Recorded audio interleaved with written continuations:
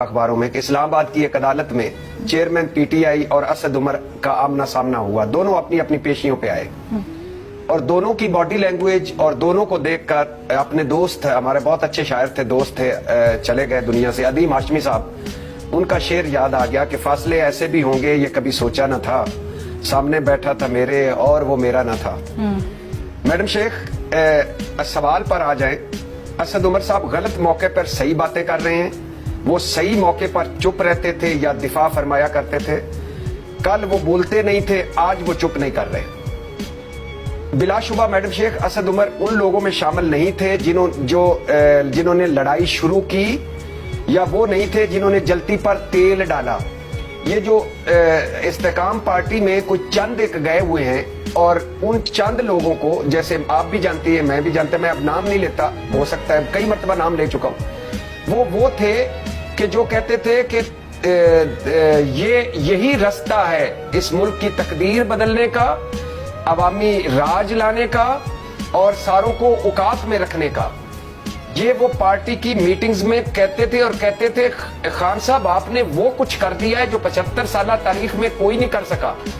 خان صاحب اب وہ دور نہیں رہا کہ آپ بھٹو بنے, بھٹو صاحب کا دور اور تھا, آپ کا دور اور ہے. خان صاحب آپ نے کمال کر دی ہے. آج وہ سارے استحکام پر پاکستان پارٹی میں 90% ان میں وہاں بیٹھے ہوئے ہیں, 10% نہیں بیٹھے ہوئے.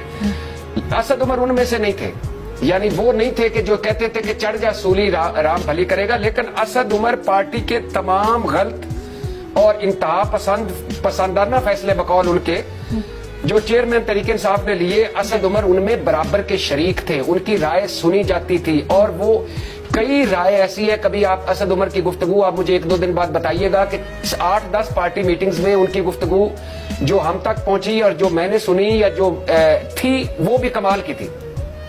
وہ برابر کے شریک تھے, کیونکہ وہ دفاع کیا کرتے تھے, وہ جارحانہ سیاست کے فضائل بیان کیا کرتے تھے ہمارے سامنے. وہ کہتے تھے کہ خطروں سے کھیل کر ہی آگے بڑھیں گے, اور ان خطروں سے کھیلنے کے بعد ہی یہ آزادی ہوگی. اور اسد عمر صاحب سے 1-2 مرتبہ ہم نے پوچھا کہ کہاں جہاد ہے بھائی, جہاد کا تو مقصد اور نہیں ہوتا. تو انہوں نے کہا کہ آپ کو جہاد اکبر اور جہاد اصغر کی قسموں کا نہیں پتا, لاجواب کر دیتے تھے. اچھا پھر یہ ساری میری میں نے جو فضائل بیان کیے ہیں یہ ساری چھوڑ دیں کہ وہ پی ٹی آئی کا دماغ تھے, پی ٹی آئی کے معاشی ماہر تھے, پی ٹی آئی کے میں دوسرا بڑا نام تھے, پارٹی سیکرٹری جنرل تھے, اور آج وہ کہہ رہے ہیں کہ کوئی غلط فیصلے بھی ہو رہے تھے, انتہا پسند فیصلے بھی ہو رہے تھے. تو چلو جب غلط, اور 2-3 باتیں میڈم شیخ, اور زیادہ ٹائم نہیں لوں گا, جب غلط اور انتہا پسندانہ فیصلے ہو رہے تھے تو تب وہ کم از کم سیکرٹری جنرل شپ سے مستعفی ہو جاتے. ٹھیک ہے, صحیح طرح سے جب پارٹی صورتحال بھانپ نہیں رہی تھی تب وہ کچھ اور نہیں تو سائڈ پہ ہو جاتے, جیسے وزارت جانے کے بعد پہلی مرتبہ وزارت خزانہ جانے کے بعد سائڈ پر ہو گئے تھے. آخری بات میڈم شیخ, جب آخری بات جب 9 مئی ہو گیا, 10 مئی آ گیا, 11 مئی آ گیا, 12 مئی آ گیا, 13 مئی آ گیا, تو اسد عمر صاحب کا ضمیر نہیں جاگا کہ ایک شرمناک دن گزر گیا ہے, ایک اتنا بڑا دن گزر گیا ہے.